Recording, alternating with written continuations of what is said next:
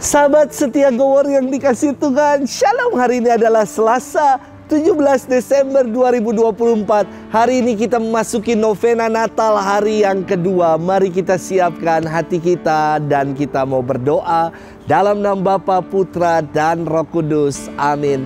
Salam dan diberkatilah saat Putra Allah dilahirkan oleh perawan Maria tersuci di sebuah kandang Bethlehem di tengah malam yang dingin dan mencekam. Demi saat anugerah agung mulia itu, kami memohon dengan sangat kepadamu ya Allah. Sudilah mendengarkan doa-doa kami dan kabulkanlah permohonan-permohonan kami ini. Kita menyampaikan wujud-wujud doa kita.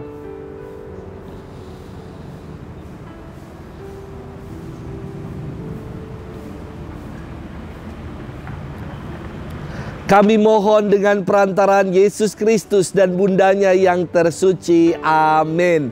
Dalam nama Bapa, Putra, dan Roh Kudus. Amin. Hari ini kita akan bersama-sama merenungkan firman Tuhan yang diambil dari Injil Matius 1 ayat 1 sampai dengan 17. Mari kita siapkan hati kita. Haleluya, haleluya, haleluya.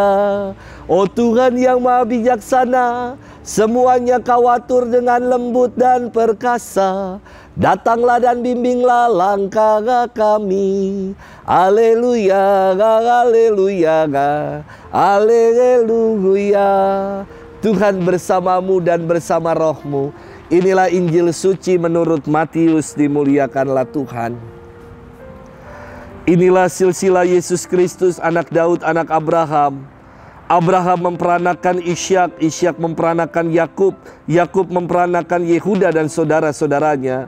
Yehuda memperanakan Peres dan Zera dari Tamar. Peres memperanakan Hezron, Hezron memperanakan Ram, Ram memperanakan Aminadab, Aminadab memperanakan Nahason, Nahason memperanakan Salmon, Salmon memperanakan Boas dari Rahab, Boas memperanakan Obed dari Rut, Obed memperanakan Isai, Isai memperanakan Raja Daud, Raja Daud memperanakan Salomo dari istri Uria, Salomo memperanakan Rehabeam, Rehabeam memperanakan Abia, Abia memperanakan Asa, Asa memperanakan Yosafat, Yosafat memperanakan Yoram, Yoram memperanakan Uzia, Uzia memperanakan Yotam, Yotam memperanakan Ahaz, Ahaz memperanakan Hizkia, Hizkia memperanakan Manasye, Manasye memperanakan Amon, Amon memperanakan Yosia, Yosia memperanakan Yekonya dan saudara-saudaranya pada waktu pembuangan ke Babel.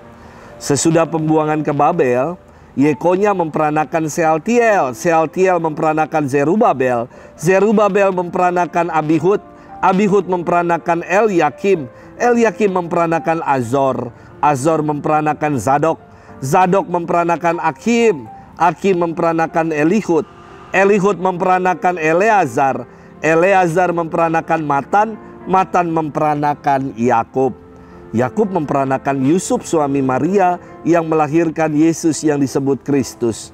Jadi seluruhnya ada 14 keturunan dari Abraham sampai Daud, 14 keturunan dari Daud sampai pembuangan Babel, dan 14 keturunan dari pembuangan ke Babel sampai Kristus. Demikianlah sabda Tuhan. Terpujilah Kristus. Sahabat setia Gowor yang dikasih Tuhan, Shalom. Saya ini belum pernah loh untuk berziarah ke Tanah Suci. Tetapi saya bersyukur sekali berkat ziarah-ziarah virtual, saya seolah-olah jadi sudah pernah ke sana. Wah, ketika sedang memberikan renungan tentang Tanah Suci, ada umat yang berkata kepada saya begini, Romo udah berapa kali sih ke Tanah Suci? Saya bilang, saya belum pernah. Umat ini nggak percaya dan mengatakan, bohong Romo, masa belum pernah? Romo bisa fasih menjelaskan itu semua dengan rinci. Karena ziarah virtual. Sahabat setia Gowor yang dikasih Tuhan, di Bethlehem didirikan gereja kelahiran atau The Church of Nativity. Tepat di tempat di mana Yesus dilahirkan, diberi ornamen bintang berwarna silver dengan 14 sudut. Kenapa tempat ini disimbolkan dengan bintang 14 sudut? Jawabannya ada dalam firman Tuhan yang kita dengar hari ini. Bagi orang Yahudi, penelusuran silsilah keluarga itu penting untuk menjaga kemurnian klan dan sebagai identitas leluhur yang harus dilestarikan. Jika kita cermati, pembagian silsilah Yesus ini dibagi dalam 3 fase. Dan tiap fasenya ada 14 generasi. Fase pertama adalah dari zaman Abraham sampai Raja Daud. Ada 14 generasi. Dan setelah Raja Daud sampai dengan pembuangan Babel, ada 14 generasi. Dan dari pembuangan Babel, setelah pembuangan Babel sampai pada Yesus Kristus, ada 14 generasi.